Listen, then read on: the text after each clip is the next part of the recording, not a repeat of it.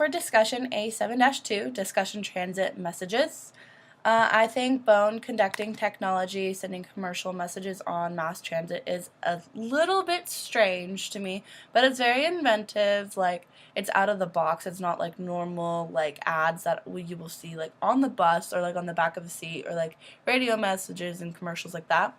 It seems to me like it kind of is like a stimulus, which is a cue or a drive meant to motivate or arouse a person to act, and that is talked about in the middle of page 185. It catches the attention of the people resting their heads on the window, and if it were me being the one resting my head on the window, I would be intrigued to know more about the product that's being advertised, and I would want to learn more about it just because it's a new way to advertise that product. For question 2, consumers will accept this technology in the following areas: trains and airplanes, because it's just like the transit and like subway stations. People are resting their heads on the windows, and they're just doing that all the time because they want to relax and hang out while they're getting to the place that they have to go. And it's planes and trains are both, they just take people from point A to point B, and everyone's relaxing on the trains and planes, and so it would be a good way to advertise everything. Question 3, bone conductive will be successful as an ad medium here in the U.S. because it is a new and creative way to advertise. I feel like at first it could shock people, and people wouldn't really know what it really was because they could be like half asleep and not really expecting it. But then they probably will become intrigued, so they'll rest their head back again on the window to learn more about the product that's being advertised. To me, this still seems like a stimulus, and again, it's talked about on page 185 towards the middle of the page.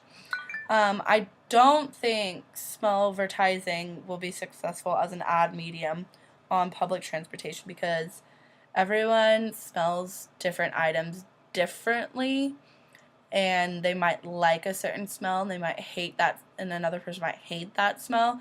And I feel like if like the aroma of whatever kind of product they're trying to sell, like even if it was a donut, I know it was successful for Dunkin' Donuts, but some people don't like the smell of donuts, and I feel like they would complain to the transit like management, and I feel like that could be really bad for the business because they would eventually have to stop doing that. And I just don't see it being a very good form of advertisement. For question 5, these types of advertising are predatory because I feel like the smell advertising could ruin someone's diet. They could be doing really well, and then they smell something that would be bad for their diet, and then they would just ruin it.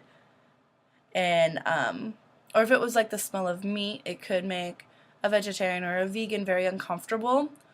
Along with the bone conducting technology, it could disrupt someone's sleeping or be advertising something that would make a person uncomfortable.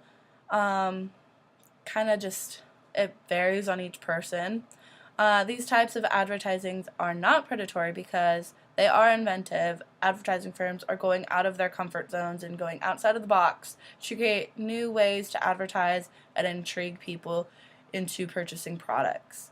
I do think that it's very new and fun, and it's different, and I like that. So yeah, thanks.